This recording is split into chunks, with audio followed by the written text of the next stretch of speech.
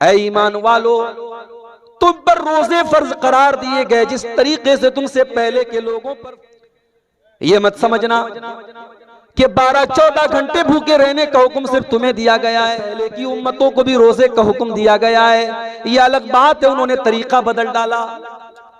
हमारे गैर मुस्लिम भाइयों के यहाँ भी रोजा रखा जाता है, मगर उस रोजे की हालत में वो अनाज नहीं खा सकते। कुछ ऐसा मसला है उनके यहाँ। कुछ ऐसे भी रोजे रखे जाते हैं कि लिक्विड नहीं ले सकते, पानी नहीं ले सकते। लेकिन इस्लाम ने जो रोजे का हुक्म दिया, उस रोजे में आपके ऊपर बुनियादी तौर पर दिया गया, कुछ खा नहीं सकते, कुछ पी नहीं सकते, और बीवी के करीब नहीं जा सकते, बीवी से मुलाकात नहीं कर सकते। फरमाया कुतिबा अलैकुमुस्सियाम, तुम पर रोजे फर्ज करार दिए गए जिस तरीके से तुमसे पहले के लोगों पर फर्ज। अल्हम्दुलिल्लाह नहमदुहु व नस्तईनुहु व नस्तगफिरुहु व नऊज़ु बिल्लाहि मिन शुरूरि अनफुसिना व मिन सय्यिआति अअमालिना।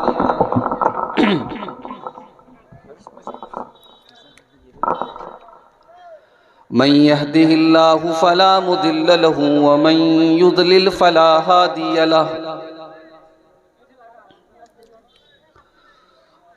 व अशहदु अल्ला इलाहा इल्लल्लाहु वहदहु ला शरीक लहु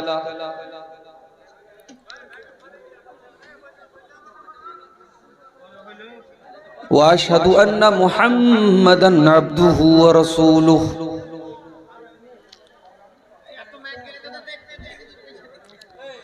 या अय्युहल्लज़ीना आमनुत्तक़ुल्लाहा हक़्क़ तुक़ातिही व ला तमूतुन्न इल्ला व अंतुम मुस्लिमून। या अय्युहन्नासुत्तक़ू रब्बकुमुल्लज़ी ख़लक़कुम मिन नफ़्सिन वाहिदा व ख़लक़ मिन्हा ज़ौजहा व बत्त मिन्हुमा रिजालन कसीरन व निसाअ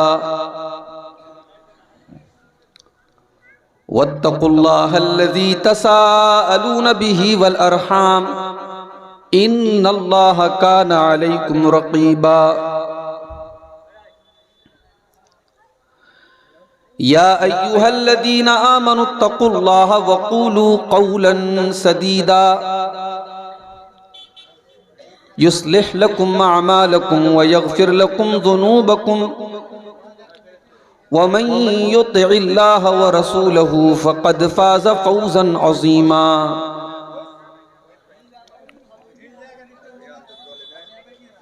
अम्मा बअदु फ़इन्न ख़ैरल हदीथ किताबुल्लाह व ख़ैरल हदी हदी मुहम्मदिन सल्लल्लाहु अलैहि वसल्लम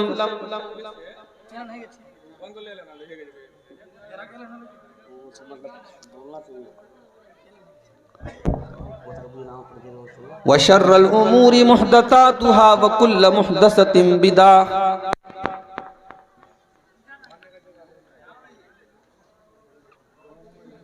आप लोग बातचीत बंद कीजिए भाई।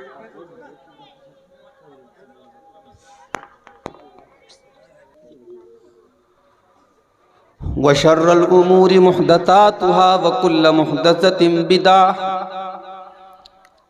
व कुल्ल बिदअतिन ज़लालह व कुल्ल ज़लालतिन फिन्नार।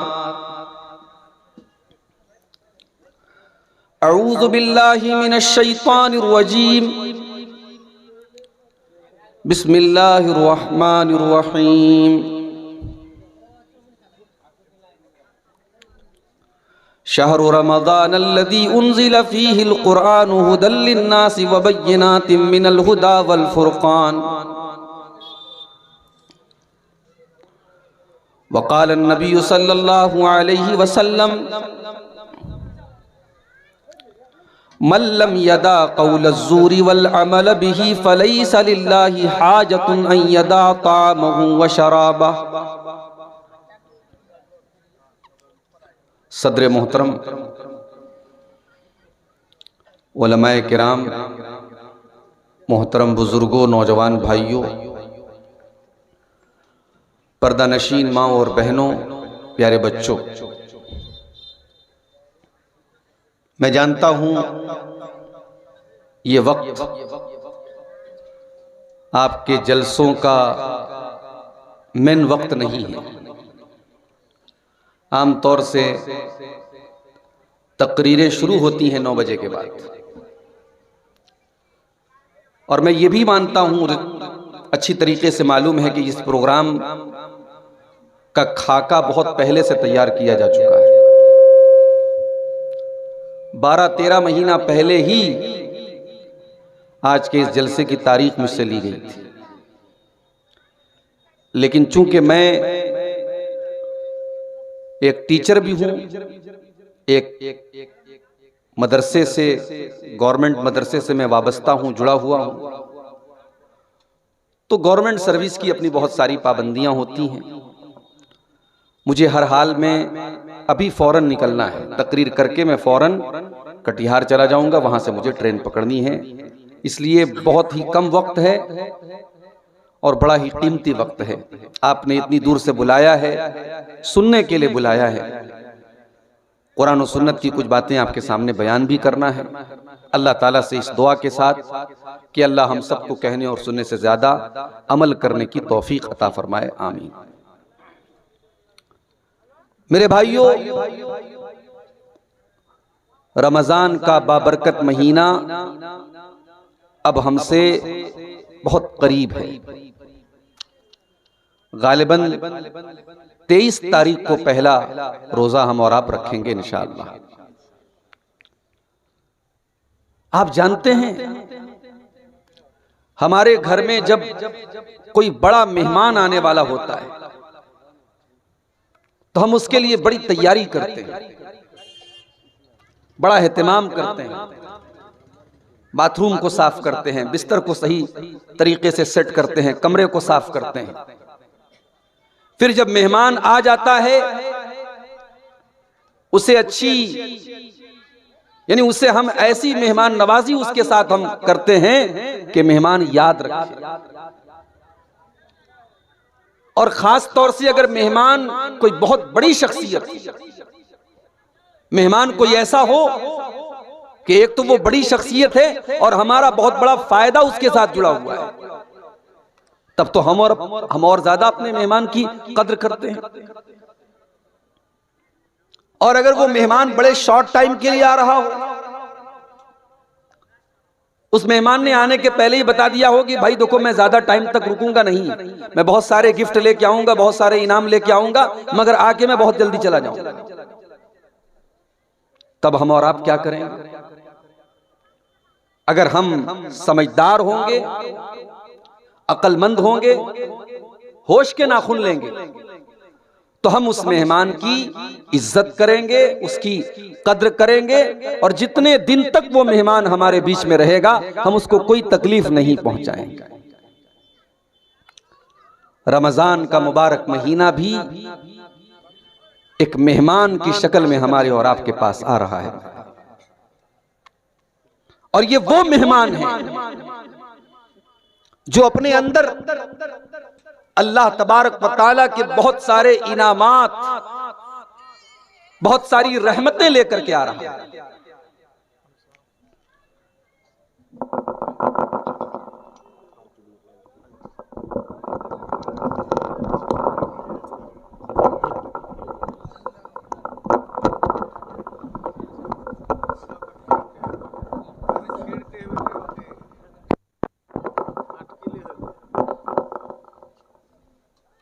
रमजान का महीना जब आता था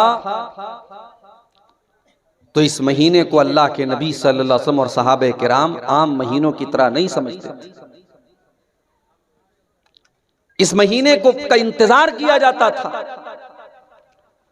और बाज रिवायतों में आता है कि सलफ सालेहीन 6 महीना तक रमजान के आने का इंतजार करते थे और दुआएं करते थे कि अल्लाहुम्मा बल्लिगना रमजान, ऐ अल्लाह मुझे इतनी जिंदगी दे दे कि मैं रमजान तक पहुंच जाऊं। और जब रमजान के महीने की इबादतें कर लेते थे तो बाकी 6 महीने वो ये दुआ करते थे कि ऐ अल्लाह तू रमजान की इबादतों को कबूल कर। यानी इस एक महीने के लिए सहाबे किराम और सलफ सालिहीन पूरा साल तैयारी करते थे और पूरे साल इस एक महीने को तवज्जो देते थे मेरे प्यारे साथी। यही वजह है जब रमजान का महीना आता था, अल्लाह के प्यारे नबी अपने साहबा को बशारतें सुनाया करते थे, मुबारकबाद दिया करते थे। सुनन नसई की सही रिवायत है, जब रमजान का महीना आता था अल्लाह के नबी अपने साहबा से कहते थे, आताकुम रमजान शाहरुन मुबारकुन फरज़ल्लाहु अज़्ज़ व जल्ला अलैकुम सियामहु। ओ मेरे साहबा, रमजान का महीना आ चुका है, बड़ी बरकत वाला ये महीना है। इस महीने के रोजे अल्लाह ताला ने तुम्हारे ऊपर फर्ज करार दिए हैं। इस महीने के आने के बाद गुल्लिक़त अब्वाबुल जहीम, जहन्नम के दरवाजे बंद कर दिए जाते हैं। व फुतियत अब्वाबुस समा, और आसमान के दरवाजे, और एक रिवायत में कि जन्नत के दरवाजे खोल दिए जाते हैं। व सुफ़्फ़िदत फ़ीहि मरदतुश शयातीन, और सरकश शैतानों को इस महीने के अंदर कैद करके जंजीरों में जकड़ दिया जाता है। लिल्लाहि फीहि लैलतुन खैरुम मिन अल्फि शहरिन, और इस महीने के अंदर एक रात ऐसी है, एक रात मगरिब बाद से शुरू होती है और फजर तक वो रहती है। वो रात है तो आम रातों की तरह, मगर उस एक रात का मकाम ये खैरुम मिन अल्फि शहरिन, वो एक रात 1000 महीनों से बेहतर है। कैलकुलेटर लेके जोड़ लीजिए, 1000 महीने तकरीबन 84 साल की मुद्दत आती है। अल्लाह ने ये नहीं कहा कि, नबी ने ये नहीं कहा कि वो एक रात 84 साल के बराबर है, नहीं, बेहतर है। कितनी बेहतर है ये अल्लाह जानता है, उसका रसूल जानता है। और आगे जो जुमला है अल्लाह के नबी ने जो इस्तेमाल किया है, मन हुरिमा खैरहा फकद हुरिमल खैर कुल्लहु, जो लैलतुल कद्र की इबादत से महरूम रह गया, जो बदनसीब उस रात भी अल्लाह को राजी न कर सका, उस रात भी नेकियां न कर सका, उस रात भी वो बाजारों में शॉपिंग करता रहा, उस रात भी वो मोबाइल में लगा रहा, उस रात भी वो लहवो लईब में लगा रहा, उस एक रात से भी अगर वो महरूम रह गया, अल्लाह के नबी फरमाते हैं उससे बड़ा बदनसीब कौन है, उससे बड़ा महरूम कौन है। वो रमजान का महीना शुरू होने वाला है। 2023 का रमजान है, 2022 का रमजान भी हमने देखा, 20 और 21 का रमजान हमने लॉकडाउन के साए में गुजारा। कितने लोग ऐसे थे जो रमजान के पहले हमारे दरमियान मौजूद थे, लेकिन रमजान आने के पहले पहले अब अल्लाह को प्यारे हो चुके हैं। 2022 के रमजान में बहुत सारे लोग हमारे साथ थे, तरावी भी साथ में पढ़ा करते थे, रोजा भी साथ में खोला करते थे, सहरी भी साथ में करते थे, कुरान भी साथ में पढ़ा करते थे। आज वो हमारे दरमियान नहीं है। जाहिर है जिंदगी और मौत का कोई भरोसा तो नहीं है, कब कौन सा हादसा आए और हमारी जिंदगी की रौनकें खत्म हो जाए, हमारी दिल की धड़कन बंद हो जाए, कोई भरोसा नहीं। अगर हमें अल्लाह ने एक और रमजान दिया है, इसका मतलब कि अल्लाह हमें एक और चांस दे रहा है, एक और मौका दे रहा है। मेरे बंदे, अगर अब तक तू नमाजें नहीं पढ़ता था, जा मैंने तुझको नमाजी बनने का एक मौका और दे दिया। अब तक अगर शैतान तेरे ऊपर हावी था, तू नशा किया करता था, तू ज़िना किया करता था, तू हराम खोरी किया करता था, तू नाजायज काम किया करता था, मेरे बंदे तुझे सुधरने के लिए, तुझे बदलने के लिए, तुझे अपनी इस्लाह करने के लिए हमने एक महीना और दे दिया है। रमजान अपने आप में पूरा एक मदरसा है कि स्कूल है।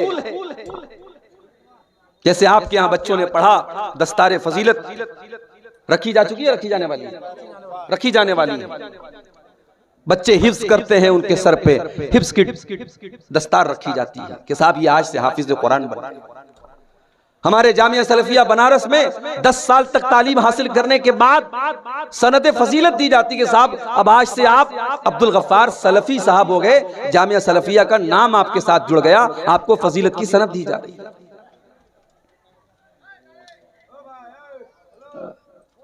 मदरसों और यूनिवर्सिटीज में डिग्री दी जाती है। अभी कुछ दिनों पहले बनारस हिंदू यूनिवर्सिटी में बहुत बड़ा प्रोग्राम हुआ। लॉकडाउन में चूंकि कोई प्रोग्राम हो नहीं रहा था, तो लॉकडाउन के बाद पहला प्रोग्राम हुआ था जिसमें पहले के जितने लोगों को डिग्री मिली थी लॉकडाउन के पहले, उनकी डिग्री भी दी गई।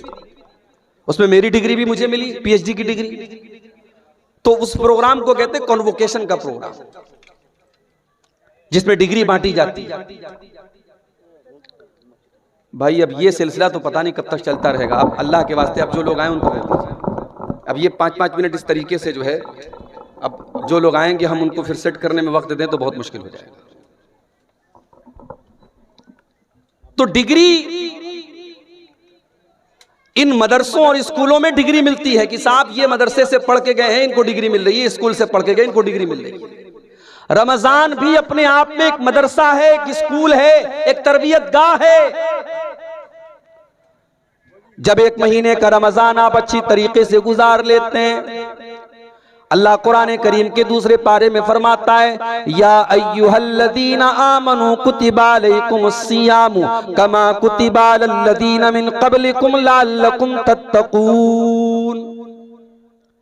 ऐ ईमान वालो, तुम पर रोजे फर्ज करार दिए गए जिस तरीके से तुमसे पहले के लोगों पर फर्ज किए गए थे।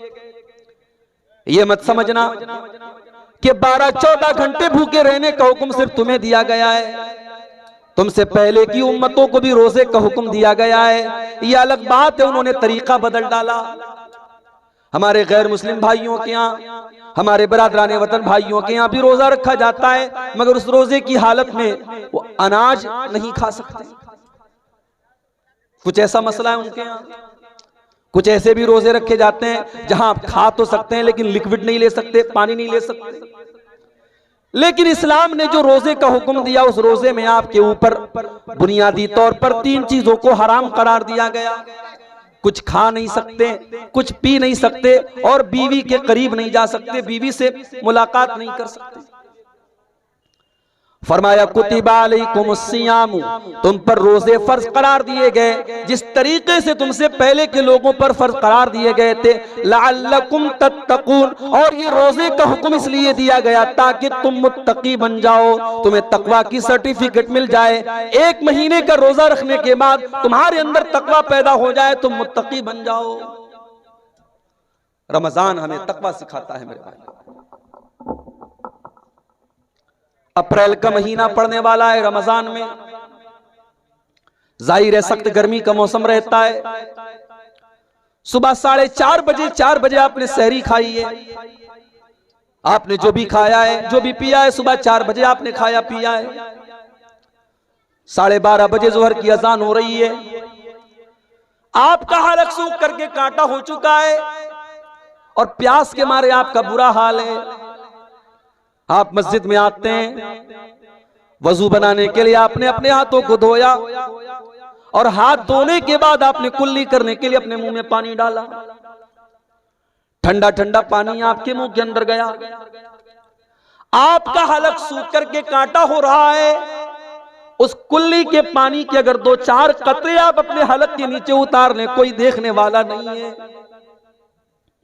कोई आपसे हिसाब लेने वाला नहीं है कि साहब आपने कुल्ली का पानी अपने हलक में क्यों डाला। लेकिन मेरे प्यारे भाइयों, हलक के अंदर, मुंह के अंदर उस पानी को डाल करके भी हम बाहर निकाल देते हैं, हम 1 कतरा भी अपने हलक के नीचे नहीं उतारते। यही तकवा है, यही तकवा है। प्यास लगी है हमें और आपको, प्यास से बुरा हाल है और पानी हमारे मुंह के अंदर जा रहा है, हमें पूरा मौका मिल रहा है कि हम पानी पी जाएं, मगर हम नहीं पीते क्योंकि अल्लाह देख रहा है। यही चीज है जिसका नाम तकवा है। रमजान के 1 महीने के रोजे हमें ये सबक देते हैं, ओ लोगों, तुम अल्लाह की धरती पर कोई गुनाह करने के पहले ये सोचते क्यों नहीं हो? तुम रात के अंधेरे में कोई पाप करते हो, तुम दिन के उजाले में कोई गुनाह करते हो, तुम बंद कमरे में कोई काम करते हो, तुम सरेआम कोई काम करते हो, तुम दुनिया के किसी भी कोने में चले जाओ, कोई जानता हो या ना जानता हो, अल्लाह को तो सब मालूम है, अल्लाह तो सब देख रहा है, तुम अल्लाह को क्या हिसाब दोगे? यालमु खाइनतल आयुनि व मा तुख्फिस सुदूर, वो अल्लाह तो तुम्हारी आंखों की चोरी को भी जानता है, वो अल्लाह तो तुम्हारे दिल के अंदर छुपे हुए भेद को भी जानता है। उस अल्लाह की कुदरत का तो ये हाल है कि हजरत लुकमान अपने बच्चे से कहते हैं, या बुनैया इन्नहा इन तकुम मिस्काल हब्बतिन मिन खरदलिन फतकुन फी सखरतिन औ फिस समावाति औ फिल अर्दि याति बिहल्लाह।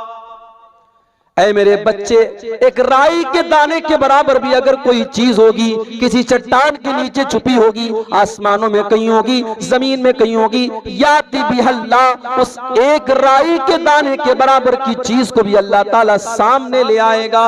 अल्लाह का इतना उसका इल्म ऐसा है, उसकी कुदरत ऐसी है। हजरत अब्दुल्लाह बिन उमर रजी अल्लाह ताला अन्हु सफर में जा रहे हैं। अब्दुल्ला बिन उमर सफर में जा रहे हैं। रास्ते में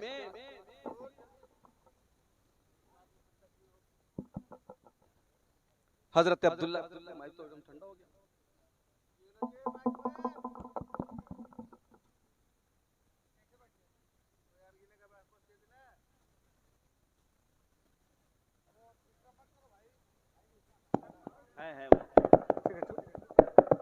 हजरत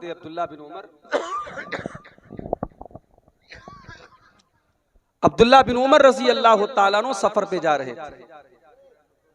तकवा क्या है जरा इसको देखिए, इस वाक्य को देखिए आप। रमजान हमें और आपको तकवा सिखाता है मेरे भाई। अब्दुल्ला बिन उमर रजी अल्लाह ताला अन्हु सफर पे जा रहे हैं, बहुत तेज भूख लगी है, प्यास लगी है। देखा कि एक चरवाहा अपनी बकरियों को लेके जा रहा है। लीजिए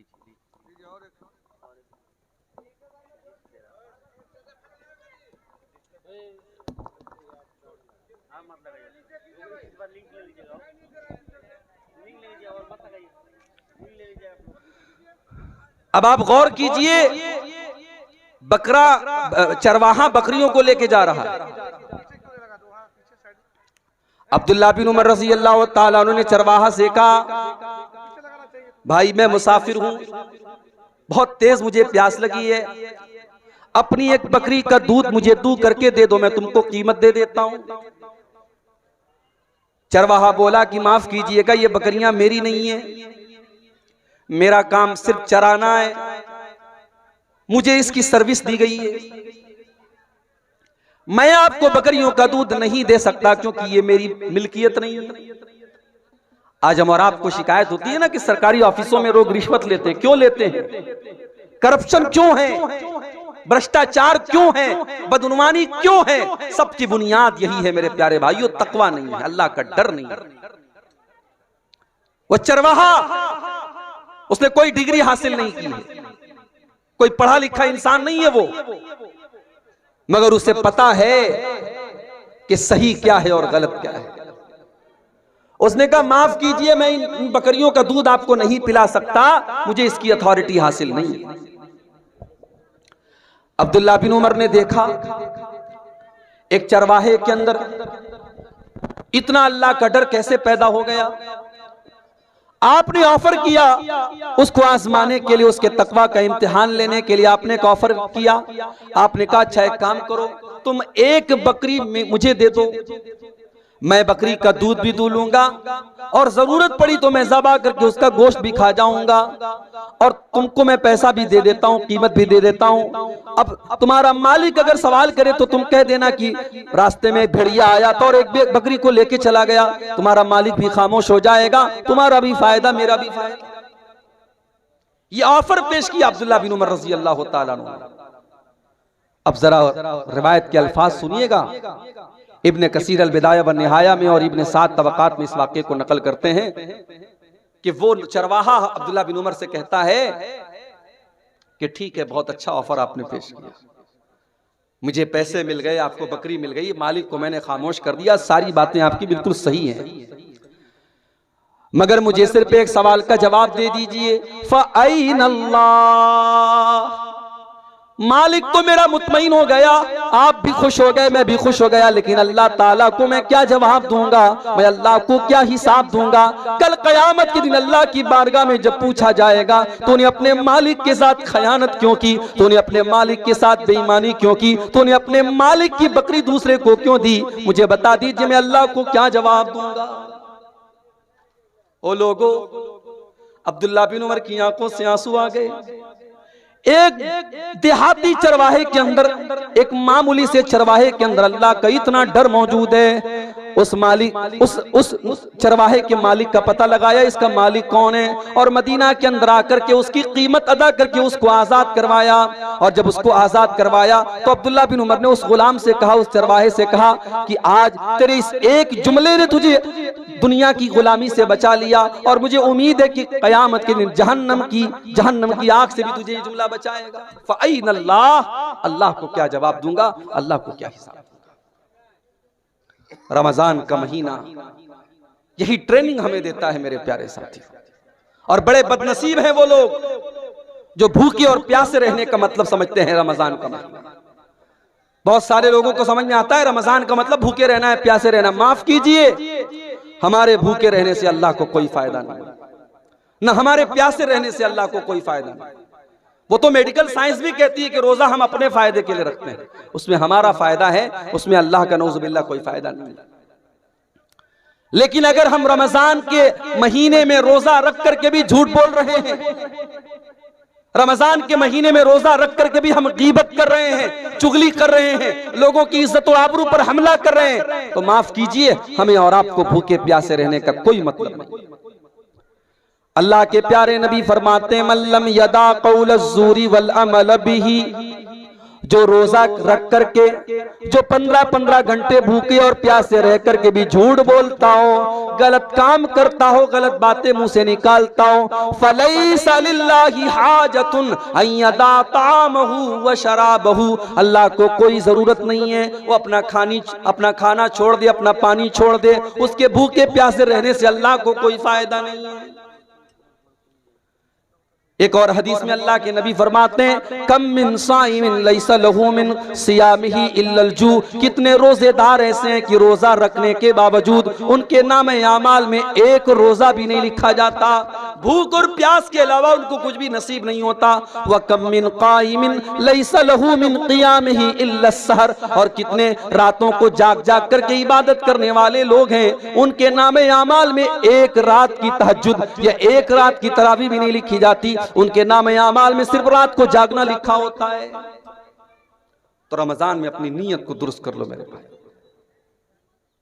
और अपने नौजवान साथियों से एक बात कहना चाहूंगा, हो सके, पॉसिबल है अगर हम और आप चाहें, हो सके तो एक महीना थोड़ा मोबाइल से दूरी बना के रखें।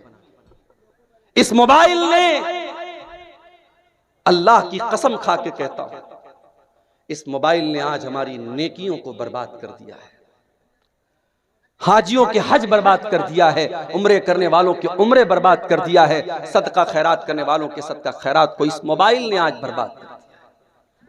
आप पूछेंगे वो कैसे?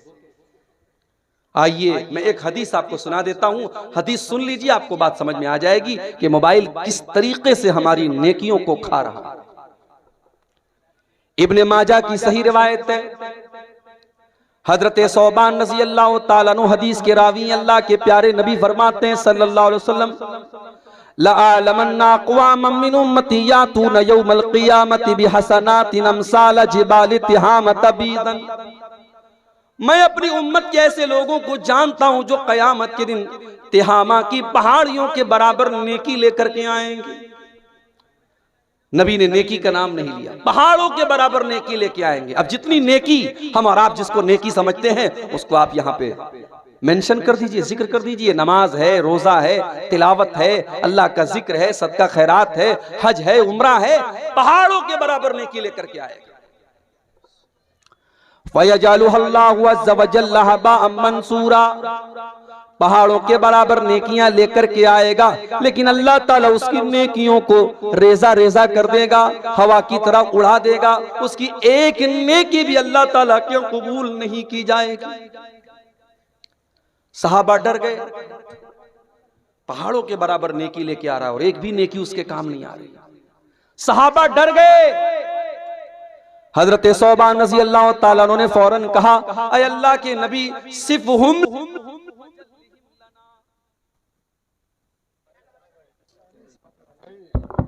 सिफ़हुम लना वजल्लिहिम लना। अय अल्लाह प्यारे नबी, क्या बात है माइक कुछ गड़बड़ हो रहा है क्या? सिफ़हुम लना वजल्लिहिम लना। अय अल्लाह के नबी, उन बदनसीबों के बारे में आप खुल करके बता दीजिए। वो कौन बदनसीब लोग होंगे जो नेकियों का पहाड़ लेकर के आएंगे मगर उनकी नेकियों को अल्लाह ताला बर्बाद कर देगा। अय अल्लाह के नबी, आप खुद करके बता दीजिए ताकि हम उनमें से ना हो जाएं। सहाबा ने ये नहीं कहा कि अय अल्लाह के नबी वो कौन लोग होंगे, जरा बता दीजिए ताकि हम उनके ऊपर फतवा लगा दें। आज हमारा और आपका मिजाज क्या है? हम दूसरों पर फतवा लगाते हैं, पहले अपने गरेबान में झांकने की हमें तौफीक नहीं मिलती, हम दूसरों पर फतवा लगाते हैं। सहाबा ने कहा, अल्लाह के नबी हमें बताइए हम उनमें से ना हो जाएं। आपने फरमाया, वो तुम्हारे ही भाई होंगे, वो तुम ही में से होंगे और तुम्हारे ही भाई होंगे, तुम्हारी ही नस्ल से होंगे, तुम्हारी तरह नमाज भी पढ़ेंगे, रोजा भी रखेंगे, सदका खैरात भी करेंगे। वलाकिन्नहुम इज़ा खलौ बिमहारिमिल्लाहि इंतहकुहा। बस एक बात की कमी होगी, बस एक चीज की कमी होगी, जब वो अकेले में होंगे, जब वो तन्हाई में होंगे, जब वो खलवत पे होंगे तो वो हराम कामों का इर्तिकाब करेंगे, वो नाजायज काम करेंगे, वो आंखों का ज़िना करेंगे, वो हाथों का ज़िना करेंगे, वो नाजायज और हराम काम करेंगे। वो तो बड़े नेक होंगे, बज़ाहिर तो बड़े रोजेदार होंगे, वो लोगों के सामने तो बहुत नेक और बहुत परहेजगार होंगे, लेकिन अकेले में उनसे बहुत सारे गुनाह सरजद होंगे। आज मोबाइल ने उसी मकाम पर हमको लाके खड़ा कर दिया है मेरे भाई। रात के 12 बजे नौजवान लड़का खेतों में निकल करके किससे बात कर रहा है, क्या हम नहीं जानते? रात को 2 बजे जवान लड़की किसी से चुपके चुपके फोन पर बात कर रही है, किससे बातें कर रही है, हमें अंदाजा नहीं। मेरे प्यारे साथियों, इस मोबाइल ने आज बच्चों से उनका बचपन छीन लिया। इस मोबाइल ने आज बूढ़ों के बुढ़ापे और बुजुर्गी के तकद्दुस को खत्म कर दिया। इस मोबाइल ने आज वो हालात पैदा कर दिए कि मस्जिद के अंदर नमाज हो रही है, इमाम साहब कुरान की तिलावत कर रहे हैं और मोबाइल की रिंग बज रही है, गाना बज रहा है। कभी किसी ने तसव्वुर नहीं किया था कि मस्जिद के अंदर गाना बजेगा। इस मोबाइल ने वो हालात भी लाके पैदा कर दिए। तो इस मोबाइल को अपनी मग़फ़िरत के रास्ते में रुकावट बनने मत दो मेरे भाई। अगर अल्लाह ने 1 महीना आपको दिया है अपने आप को बख्शवाने का, तो इस मौके को इस मोबाइल की वजह से चूकने मत दो। कोशिश करो, मैं ये नहीं कहता कि आप मोबाइल बंद कर दो, करना चाहो तो वो भी कर सकते हो भाई। बहुत बड़े कारोबारी हैं आप, लेकिन अगर आप चाहें 1 महीना मोबाइल का इस्तेमाल कम कर सकते हैं। मुंबई की सरजमीन पर आपसे बड़े बड़े बिजनेसमैन लोग रहते हैं। मुंबई में एक जगह में गया, रमजान का महीना था, एक नौजवान शख्स इत्तिकाफ में बैठा हुआ था। मुझे वहां के लोगों ने बताया, मौली साहब ये जो इत्तिकाफ में बैठे हैं आप जानते कौन है? कहने लगे ये करोड़पति आदमी है, करोड़ों का बिजनेस है इसका, मगर हर साल ये रमजान के आखिरी अशरे में इत्तिकाफ में बैठता है और अपना मोबाइल दूसरों को दे करके अपने यानी जो उसके अंडर में काम करते हैं, जो मुलाजिम होते हैं, उनको दे के जाता है। अपने पास एक पर्सनल मोबाइल छोटा सा लेके जाता है कि कभी घर वालों से कोई जरूरत पड़ी तो बात कर ले, और ये 10 दिन वो अल्लाह की इबादत में गुजारता है। करना चाहो तो मेरे प्यारे प्यारे भाइयों बहुत कुछ है। रमजान का महीना अल्लाह की तरफ से एक तोहफा है बख्शवाने के लिए, और बड़े बदनसीब हैं वो लोग जो इस तोहफे की कदर न करें। अल्लाह के नबी मिंबर के ऊपर चढ़ रहे हैं, पहली सीढ़ी पर आपने कदम रखा, फरमाया आमीन। दूसरी सीढ़ी पर कदम रखा, फरमाया आमीन। तीसरी सीढ़ी पर कदम रखा, फरमाया आमीन।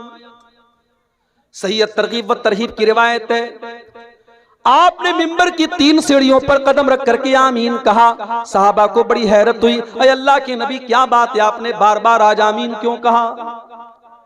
आपने फरमाया जब मैंने मिंबर की पहली सीढ़ी पर कदम रखा, जिब्रील अमीन ने बद्दुआ की, रगीमा अनफु रजुलिन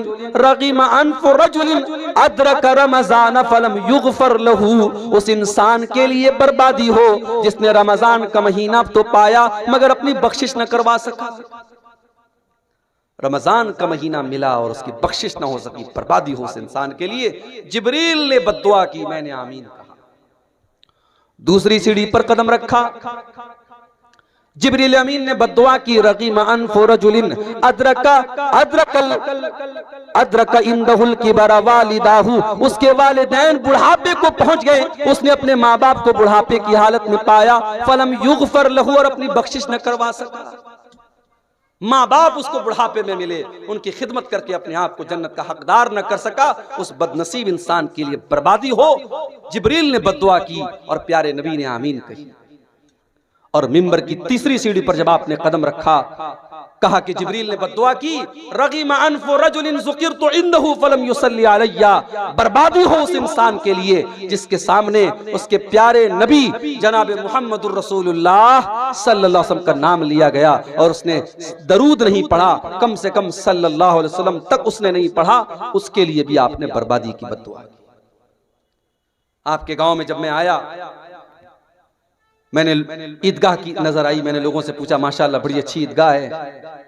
लोगों ने बताया ईदगाह तो बहुत अच्छी है मौलवी साहब, लेकिन हमारे यहाँ औरतों के लिए अरेंजमेंट नहीं है। मौलवी साहब मस्जिद बड़ी शानदार है, 3 मंजिल की मस्जिद है हमारे यहाँ, मगर जुमा की नमाज में औरतों के लिए हमारे पास कोई इंतजाम नहीं है। अल्लाह के यहाँ जवाब देने के लिए तैयार रहना मेरे भाई। अल्लाह पूछेगा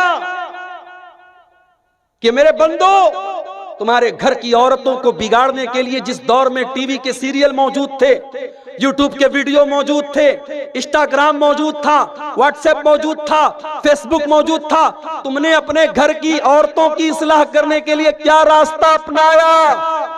आप कहेंगे अल्लाह ताला, हमने साल में एक बार जलसा करा दिया। जब आपके घर की औरतों को दीन से दूर करने वाली चीजें 24 घंटे पेश की जा रही हैं, तो साल का एक दिन का जलसा, एक रात का जलसा मेरे भाइयों काफी नहीं है, ये बात याद रखिए। जुमा की नमाज में आप औरतों का इंतजाम नहीं रखते। मैं अपने यूपी में बनारस में जाके कहूं तो लोग हैरत करेंगे कि क्या अहले हदीसों के यहां भी ऐसा हो रहा है, लेकिन आपके बिहार और बंगाल में हो रहा है। यानी मिजाज ही नहीं है साहब। मस्जिदें हैं, शानदार मस्जिदें हैं, गांव वाले करोड़ों के मालिक हैं, चाहे तो उसमें औरतों का इंतजाम कर सकते हैं, उनकी एंट्री अलग हो सकती है, उनका रास्ता अलग हो सकता है, चाहे तो सब कुछ हो सकता है, मगर हम चाहते ही नहीं। बंगाल के कितने इलाकों में गया, अहले हदीसों की मस्जिदों में 2-2 अजान हो रही है साहब जुमा के दिन।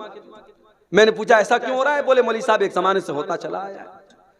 मैंने कहा तब हमें अपने आप को अहले हदीस नहीं कहना चाहिए, हमें अपने आप को अपने बाप दादा का मुकल्लिद कहना चाहिए। मुकल्लिद, अरे हमने अहले हदीसियत इसीलिए कबूल की है, हम किसी की तकलीद नहीं करते।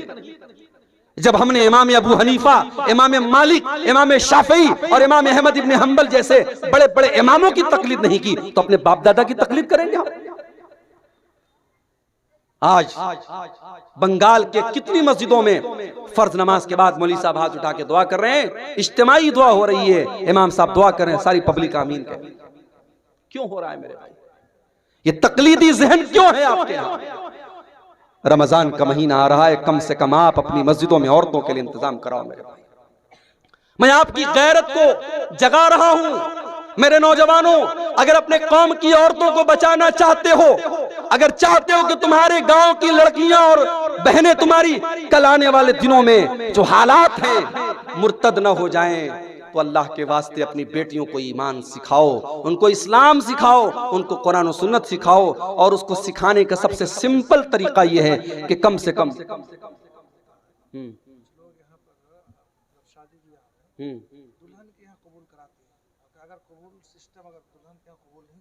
जी तो घर में ले जाके दोबारा शादी पढ़ाते हैं। हमारा शादी पढ़ाना जी। ये शेख साहब ने जो बात की, हमारे यहाँ भी ये चीज एक यानी एक रस्म और रिवाज बन चुकी है।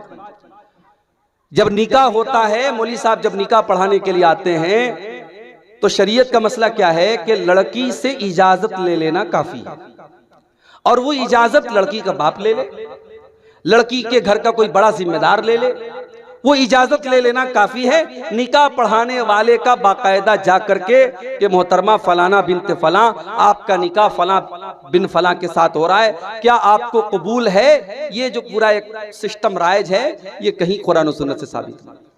लड़की के यहाँ इजाब कबूल की जरूरत नहीं, उसकी इजाजत ले लेना काफी।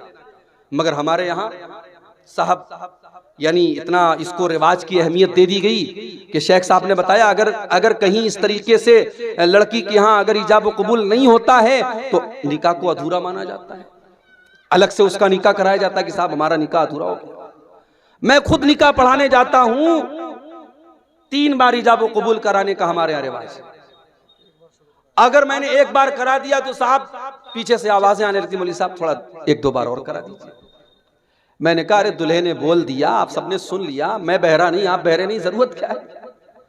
लेकिन रिवाज है, हमने रिवाजों को अपनी गर्दन पे टांग के रखा है। कहा है कि चीज अपनाने के लिए एक बार ही काफी है, लेकिन तोड़ने के लिए 3 बार करनी पड़ती है। जी, तो रस्म और रिवाज जो आपने लाद के रखे हैं उनको हटाइए मेरे भाई। आज यूपी के गाजीपुर के इलाके में गांव है, 12 गांव, कभी आपको मौका मिले तो जरूर जाइएगा। पूरा गांव अहले हदीस का गांव है, पूरा गांव पढ़े लिखों का गांव है।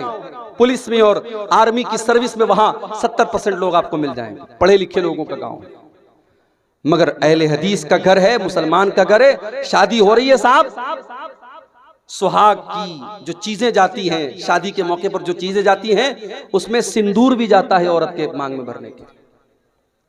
उसमें गैर मुस्लिमों की बहुत सारी रस्म रिवाज की चीजें भी जाती हैं। दुल्हन जब घर में आती है पहली बार तो कोई छोटा सा बच्चा उसकी गोद में दिया जाता है कि साहब ये बच्चे को गोद ले लेगी तो इसकी भी गोद भराई होगी, इसको भी अल्लाह ताला आगे चल के बेटा देगा। मंगलसूत्र भेजा जाता है, उसको भी सुहाग की एक निशानी माना जाता है। इस्लाम के अंदर सुहाग की कोई निशानी नहीं, माफ कीजिए।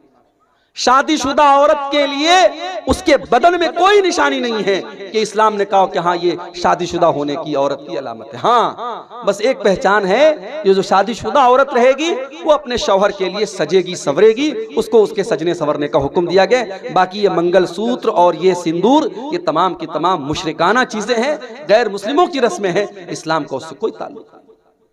बाकायदा एक दिन हल्दी हो रही है, हल्दी वाले दिन सारे दुल्हन के घर की लड़कियां हल्दी कलर का कपड़ा पहनती हैं। एक दिन मेहंदी की रस्म हो रही है, सारे घर की औरतें मेहंदी कलर का कपड़ा पहनती हैं। ये रस्म और रिवाज इन्होंने आज हालात ये पहुंचाए हैं कि गरीब बेचारा अपनी लड़की की शादी करने के पहले 1000 बार सोचता है मैं कहां से इंतजाम करूंगा साहब, मैं कहां से 100-200 लोगों को खाना खिलाऊंगा, मैं कहां से अपनी बेटी को इतने जोड़े कपड़े दूंगा, इतना जेवर दूंगा। आज गरीब के लिए चैलेंज बनता चला जा रहा है। मेरे प्यारे साथियों, अल्लाह के नबी इस दुनिया में रस्म और रिवाज को तोड़ने के लिए आए थे। कुरान कहता है वयज़वानुहुम इसरहुम वलगलाल लती कानत अलैहिम, मेरा नबी तुमको रस्म और रिवाज की बेड़ियों से आजाद करने के लिए आया है। मेरे नबी तुमको रस्म और रिवाज से आजाद करने के लिए आए हैं। मेरे प्यारे साथियों, उस नबी का कलमा अगर हम और आप पढ़ते हैं तो अपने आप को इन रस्म और रिवाज से आजाद करें और अपने घर की औरतों को भी इसके लिए तैयार करें। और इसके लिए आपको अपने घर की औरतों पर मेहनत करनी पड़ेगी। कम से कम आप जुमा की नमाज में और ईदैन की नमाज में बिल्कुल आप इंतजाम कीजिए औरतों का। और हमारे शमीम भाई हैं और हमारे गांव की और सारे लोग जिनको भी अल्लाह ने नवाजा है, मैं सबसे गुजारिश करूंगा कि इस साल आने वाली ईद पर मैं फोन करके पूछूंगा कि आपके गांव की ईदगाह में औरतों का इंतजाम हुआ कि नहीं हुआ, और मैं इस उम्मीद के साथ यहां से जाऊंगा कि इंशाअल्लाह आप इसका इंतजाम करेंगे इंशाअल्लाह। मेरे भाइयों, रमजान का महीना जिस तरीके से आपके लिए तोहफा है, औरतों के लिए भी तोहफा है। हमारे यहाँ क्या होता है साहब, रमजान का महीना आया, हमने औरतों को किचन में झोंक दिया, तुझे ये बनाना है, तुझे वो बनाना है, तुझे वो बनाना है। जो आइटम साल के 11 महीने नहीं खाए जाते वो रमजान में खाए जाते हैं। और बड़े फख्र से लोग कहते हैं मौलवी साहब मेरी बीवी तो ये बना के खिलाती है, ये बना के खिलाती है। अरे अल्लाह के बंदे, ये एक महीना खाने पीने का महीना नहीं है, ये एक महीना इबादत का महीना है। अपने घर की औरतों को भी आप मौका दीजिए। रमजान का जब आखिरी अशरा आता था, जब आखिरी 10 दिन आते थे, अम्मा आयशा फरमाती हैं अल्लाह के प्यारे नबी रात रात भर जागते थे, अपने घर वालों को जगाते थे, अपनी बीवियों को जगाते थे और अपनी कमर कस लेते थे, अपने घर वालों से अलग रहते थे और आखिरी 10 दिन इबादत में गुजारा करते थे।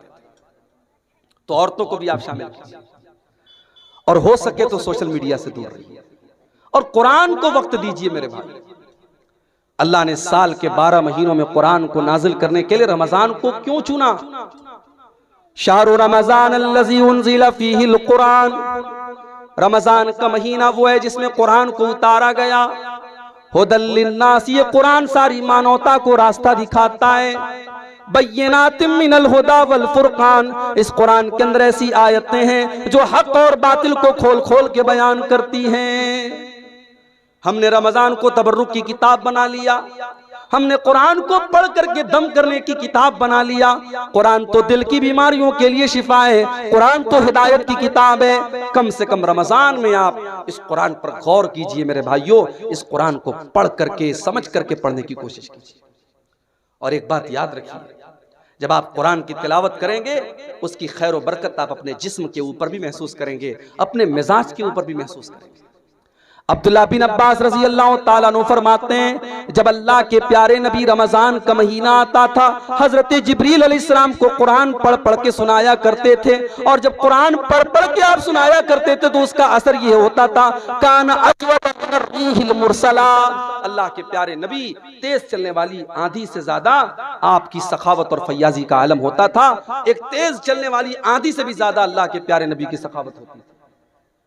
तो आप कुरान की तिलावत को आप आने वाले रमजान में मामूल बनाइए। अपने नौजवानों से एक बात कहना चाहूंगा, रमजान के महीने में आपने देखा होगा कि बहुत सारे नौजवान दिन में तो माशाअल्लाह रोजा रखते हैं, रात में बैठ करके मोबाइल पर उल्टी सीधी चीजें देखते हैं। रमजान का दिन जैसे बरकत वाला दिन है वैसे रात उसकी बरकत वाली। अगर आप रमजान के दिन में अपने आप को गुनाहों से बचा के रखते हैं मेरे भाइयों, तो रमजान की रातों को भी अपने आप को गुनाहों से बचा के चलिए। अरे हम और आप खुशनसीब हैं, हमें रमजान मिला है। जो लोग हमसे पहले दुनिया से चले गए, अल्लाह ने हमको और आपको एक मौका दिया है कि हमें अल्लाह ने एक और रमजान दिया है। नबी अकरम का दौर है, हजरत तलहा रजी अल्लाह ताला अन्हु फरमाते हैं, नबी अकरम के दौर में दो लोग थे, दोनों साथ में इस्लाम लाए। और यही वाकया सुना करके बात खत्म करूंगा क्योंकि मुझे भी फौरन कटिहार निकलना है। दो भाई थे नबी के दौर में, दोनों भाइयों ने साथ में इस्लाम कबूल किया, लेकिन एक भाई दीन के मामले में ज्यादा एक्टिव था और दूसरा उसके मुकाबले में थोड़ा कम एक्टिव था। एक ज्यादा मेहनती था, एक कम मेहनती था, दोनों ने साथ में इस्लाम कबूल किया था। हजरत तलहा कहते हैं कि एक भाई का अल्लाह की राह में शहादत हो गई, शहीद हो गया, वो जंग करते हुए शहीद हो गया। दूसरा भाई उसके 1 साल के बाद अपनी नॉर्मल मौत के जरिए उसका इंतकाल हुआ, नॉर्मल उसकी डेथ हुई, तबई मौत वो मरा। एक अल्लाह की राह में शहीद हो रहा है जो मेहनती था, जो थोड़ा कम मेहनती था वो 1 साल के बाद अपनी नॉर्मल मौत के जरिए उसका इंतकाल होता है। बड़े गौर से सुनिएगा, इस वाकये के जरिए मैं ये साबित करूंगा कि हम और आप खुश नसीब है कि हमें एक और रमजान मिला है। जब दोनों लोगों का इंतकाल हो गया, हजरत तलहा रज़ी अल्लाह ताला अन्हु फरमाते हैं कि मैंने ख्वाब देखा, ख्वाब में मैंने देखा कि जन्नत से एक फरिश्ता निकला और उसने उन दोनों भाइयों में से जिस भाई का इंतकाल बाद में हुआ था उसको पहले वो जन्नत में लेके गया, उसके बाद वो फिर वापस आया और जिसका इंतकाल पहले हुआ था, जो दीन के मामले में मेहनती था, जो अल्लाह की राह में शहीद हुआ था, उसको वो बाद में जन्नत में लेके गया। और फिर वो फरिश्ता मेरे पास आया और मुझसे कहा कि तेरे अभी जन्नत में जाने का टाइम नहीं आया है। उसके बाद हजरत तलहा कहते मेरी नींद खुल गई। अब जब मैंने अपना ये ख्वाब सहाबा के सामने बयान किया तो सहाबा को बड़ी हैरत हुई कि ऐसा कैसे हो सकता है, अल्लाह की राह में शहीद होने वाला और अल्लाह के दीन के लिए ज्यादा मेहनत करने वाला इंसान बाद में जन्नत में जा रहा है, और जो उसके मुकाबले में कम मेहनत करता था और जिसका इंतकाल भी नॉर्मल तरीके से हुआ है वो पहले जन्नत में जा रहा है। ये बात सहाबा ने कहा हमको समझ में नहीं आ रही। जब ये मामला अल्लाह के प्यारे नबी जनाब मोहम्मद रसूलुल्लाह सल्लल्लाहु अलैहि वसल्लम के सामने आया, आपने फरमाया कि क्या तुम्हें ताज्जुब हो रहा है तलहा के ख्वाब के ऊपर? सहाबा ने कहा ताज्जुब हो रहा है। आपने फरमाया जिसका इंतकाल 1 साल बाद हुआ था, अलैसा क़द सल्ला फी सनती कज़ा व कज़ा, क्या उसके नाम आमाल में 1 साल की नमाजें और ज्यादा नहीं बढ़ गईं? हाँ अल्लाह के नबी बात तो सही है, 1 साल बाद अगर उसका इंतकाल हुआ है तो 1 साल की नमाजें उसके नामे आमाल में और लिख दी गई। आपने फरमाया अलैसा कद अदरक रमजान, क्या उसको जिसका इंतकाल 1 साल बाद में हुआ है, क्या उसकी जिंदगी में 1 रमजान का महीना और नहीं मिल गया? हाँ, 1 रमजान का महीना और मिल गया। क्या उसने 1 रमजान के महीने के रोजे नहीं रखे? हाँ अल्लाह के नबी, उसने 1 रमजान के रोजे भी रखे, उसने तरावी भी पढ़ी, उसने नेकियां भी की। आपने फरमाया फकान मा बैनहुमा अबअदु मिम्मा बैनल अर्ज़ि वस्समा। आपने फरमाया जब उसको 1 साल का रमजान और मिल गया, 1 महीने के रोजे और मिल गए, 1 साल की नेकियां और मिल गई, तो कान खोल कर सुन लो मेरे साहबा, उन दोनों के मकाम और मर्तबे के दरमियान उतनी दूरी पैदा हो गई कि जमीन और आसमान के बीच की जो दूरी है उससे भी ज्यादा दूरी पैदा हो गई। ये है हमारा और आपका की खुशनसीबी कि अल्लाह ने हमें और आपको 1 रमजान का महीना और दिया है। अब ये हमारे और आपके ऊपर डिपेंड करता है मेरे भाइयों कि हम इस महीने को कैसे गुजारते हैं। आइए आज के प्रोग्राम में हम बहुत सारी तकरीरें सुनेंगे। मेरी मजबूरी है, मैं जा रहा हूं, प्रोग्राम अभी आपका और चलेगा, लेकिन मैं आपसे एक अहद लेना चाहता हूं, जितने हमारे भाई और बहन, जितने लोगों के कानों तक मेरी आवाज जा रही, आइए हम इस बात का अहद करें और यहां से ये अज़्म लेकर के हम यहां से इंशाअल्लाह हम जाएंगे कि हमारा ये रमजान हमारी जिंदगी का सबसे बेहतरीन रमजान बनेगा इंशाअल्लाह। मेरे भाइयों, इस बात की कोई गारंटी नहीं है कि हम इसके बाद रमजान कोई पा सकेंगे कि नहीं, ये रमजान भी पूरा हमें मिलेगा कि नहीं, कोई गारंटी नहीं है मेरे भाई। कब कौन सा हादसा आ जाए, कब कौन सी बीमारी आ जाए, कब कौन सी मुसीबत आ जाए और हम और आप अपनों से जुदा हो जाएं। इसलिए जिंदगी की जितनी सांसें मिली हैं उनको अल्लाह को राजी करने में गुजार दीजिए और इस रमजान को अपनी जिंदगी का बेस्ट रमजान बना लीजिए। अल्लाह से दुआ है रब्बुल आलमीन हम सबको इसकी तौफीक अता फरमाए। अल्लाह ताला हमारे जिन भाइयों की मेहनत से आज का ये प्रोग्राम मुनक्किद हुआ है, अल्लाह उनकी मेहनतों को कबूल फरमाए। इस गाँव की 3 मंजिला मस्जिद में अल्लाह ताला हमें तौफीक दे, हम औरतों के लिए भी इंतजाम करें। अल्लाह ताला हमें तौफीक दे, हम ईदगाह में औरतों के लिए इंतजाम करें, औरतों तक भी हम दीन की बातों को जितना पहुंचाना चाहिए पहुंचाएं। अल्लाह हम सबको इसकी तौफीक अता फरमाए, आमीन। व आखिर दावाना अनिल हम्दुलिल्लाहि रब्बिल आलमीन।